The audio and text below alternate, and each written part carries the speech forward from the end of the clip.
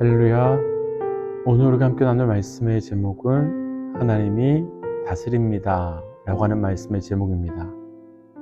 우리가 이번 주부터 묵상하고 있는 시편 제4권은 아침 말씀 때마다 나누었던 것처럼 광야 가운데 살아가는 우리 믿음의 사람들이 어떻게 믿음으로 살아갈 수 있는가에 대한 말씀입니다.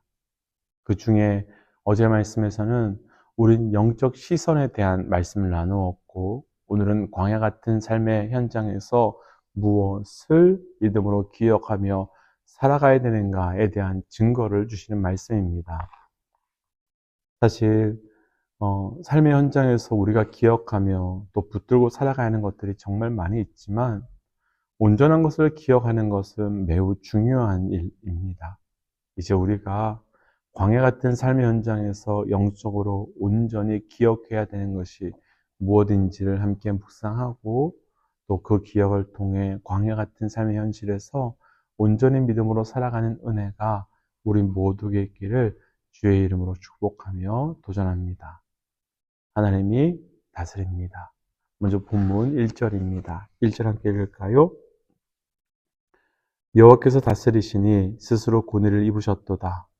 여호와께서 능력의 옷을 입으시며 띠를 띠셨으므로 세계도 견고히 서서 흔들리지 아니하는 도다. 아멘.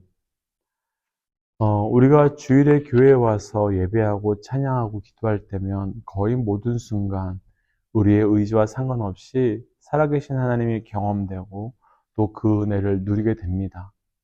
그래서 그 은혜를 다시 붙들고 다시 삶의 자리로 나아가지요. 그런데 우리가 다시금 삶의 현장으로, 현실로 돌아오면 어떠신가요? 삶의 현실, 곧 우리의 삶의 광야 같은 곳에서도 교회에서처럼, 주일 때처럼 하나님의 경험되고 하나님의 임재가 느껴지고 계신지요? 사실 저를 비롯한 우리 대부분은 광야라고 하는 삶의 현실로 돌아가고 나면 그런 은혜와 임재가 잘 경험되지 않는 것이 사실입니다. 말씀과 찬양과 기도할 때는 하나님은 나를 다스리신다고, 통치하신다고 말하지만, 광야 같은 삶의 현장에 오면 먹고 마시는 것, 그리고 세상 모든 사람들이 더 많은 것, 더 좋은 것, 그리고 더 높은 곳으로 가고 싶어 하는 것처럼 우리 또한 그렇게 살아갑니다. 그리고 매일매일을 정신없이 바쁘게 그렇게 살아갑니다. 그래서 사실 우리 대부분은 주일의 우리의 모습과 광야의 매일의 현실의 모습은 다를 때가 많습니다. 바로 그때 오늘 시편 저자는 분명히 우리에게 기억해야 될 것이 있다고 말하는데, 그것이 바로 1절의 시작이 되자마자 선포한 스스로의 고뇌를 가지고 계신 여호와께서 이 땅의 모든 것을 다스리신다는 것, 곧 바로 그것을 기억해야 된다라고 선포합니다. 그러나 우리의 삶의 현실에서 이것을 기억하고 이것을 믿고 살아가는 것 또한 결코 쉽지 않습니다.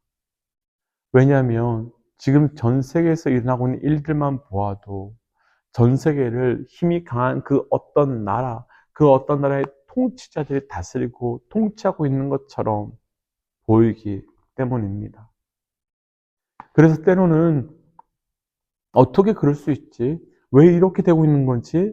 라는 의심이 들지만, 그럼에도 불구하고 우리가 기억할 것은 바로 하나님이 이 땅의 모든 것을 다 다스리고 계시다는 것, 또한 그분이 완전한 통치자라는 것을 기억하고 믿고 광야의 매일을 살아가야 되는 겁니다.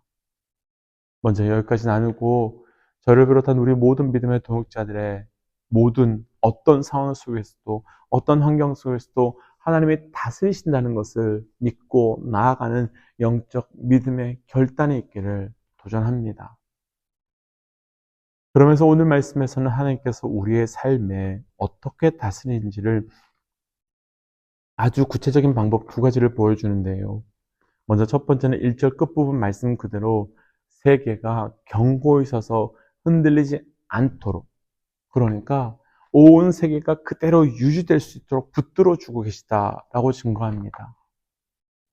그러니까 지금 이 세계가요, 흔들리지 않고 견고하게 유지될 수 있다는 것이 바로 하나님의 다스림의 증거라는 것입니다.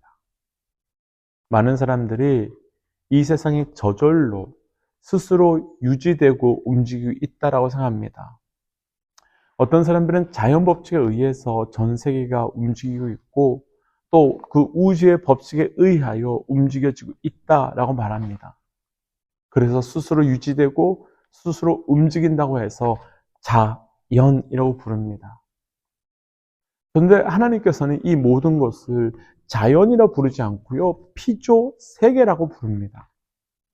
왜냐하면 이 땅의 모든 것은 스스로 움직이는 것이 아니라 하나님에 의해서 피조되었고 그 피조된 상태로 유지되고 움직이고 있기 때문입니다.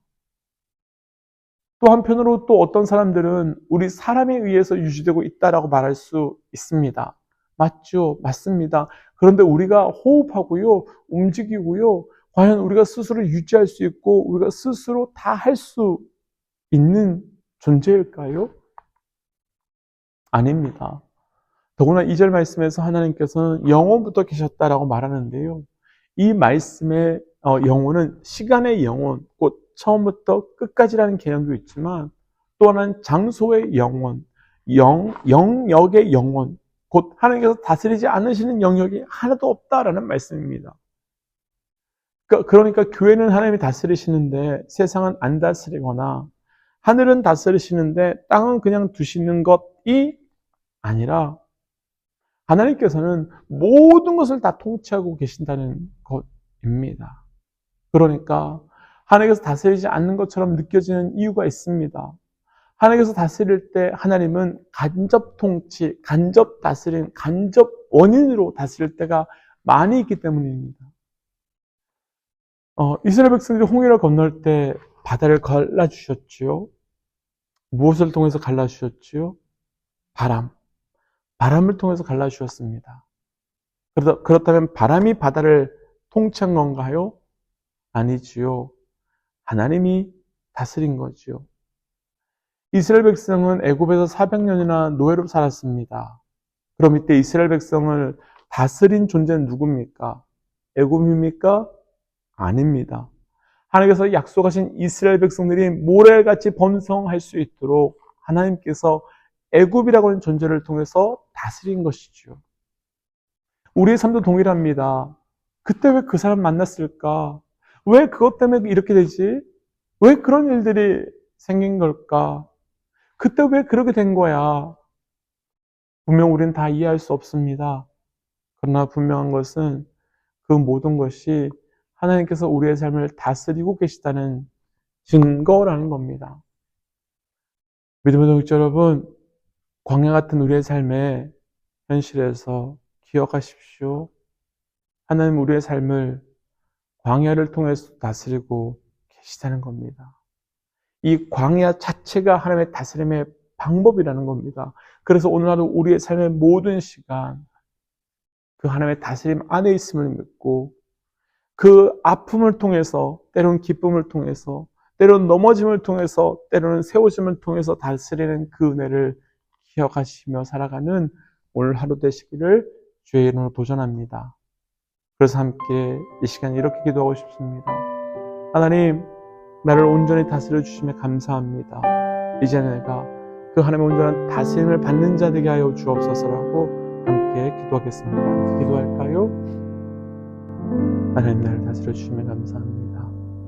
하나님 다스림 가운데 거하며 다스림으로 살아갈 수 있는 삶이 되게 하여 주옵소서.